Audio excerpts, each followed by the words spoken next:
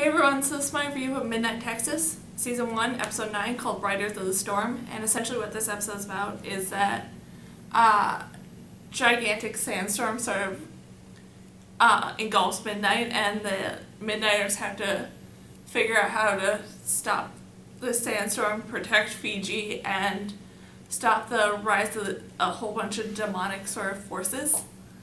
And this was a really interesting and really kind of entertaining episode that wasn't all that eventful. It seemed like it was just a lot of sort of setup for the finale episode, but still it had like a really sort of great storyline to it. And I really enjoyed that a lot of this episode was sort of just dedicated to Fiji and like telling a bit of her sort of backstory. And with that, it was very interesting to see what her backstory is, with her sort of having this whole arrival to Midnight and like learning a bit about how she had like this really rough growing up because she had these magical powers that she didn't know about that were sort of causing all these sort of chaotic events in her life. And sort of just watching all those scenes with her sort of learning how to control her magic with her aunt and seeing her sort of fall in love with this boy and then have her magic sort of get in the way of that love.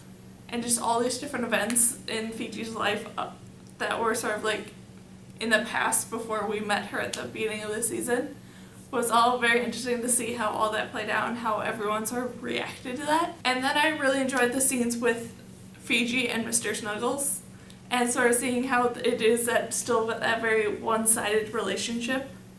And with that, I'm still very surprised at how many of the Midnighters don't know that Fiji's cat talks. So that was weird to see all of them sort of reacting to that, and I felt like that should have been a more common thing than apparently it is. But still seeing that one-sided relationship, like I said, where it's Fiji loves his cat, but Mr. Snuggles doesn't love her.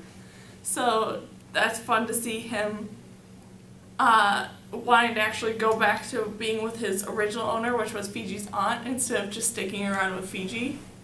So all that was interesting to see, like that relationship of Fiji still wanting to protect that cat, even though he doesn't like her. And then all the groups are on this quest to do everything they can to protect Fiji was interesting, with them all like deciding that the best option is for them to actually like leave Midnight for a bit and then like sort of figure out a safe place to put Fiji and then sort of figure out a plan before they go back to Midnight. I didn't really care for that, but I guess it kind of made sense for the fact of them not going that far out of the way of Midnight to sort of do all this. So that was just a little weird in my mind that they decided to do all that when it didn't really matter in the most part. And then the moments with Creek were okay, where Manfred tried to get her to leave Midnight with everyone else who's not a supernatural being. But things go wrong, so she eventually ends up coming back. So that, like, those sort of moments with her were kind of pointless, but I kind of am okay with them because it did sort of help move the story along a bit. And then the moments with Lamb and Olivia were okay. Still with them sort of getting over all the relationship troubles that they had in the last episode. So it was a bit of that conflict, and I did sort of enjoy the one-liner that Olivia had to him where Lamb sort of asked, "I can't believe you're bringing me out in daylight. You must really hate me." And her comment back was, "Well, if I hated you, I would make you do this naked."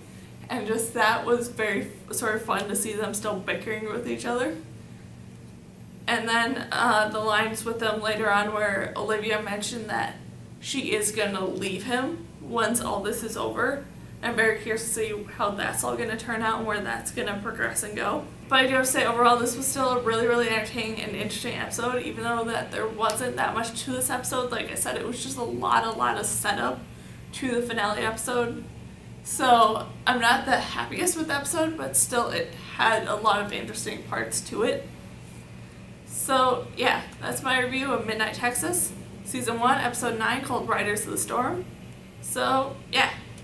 Bye!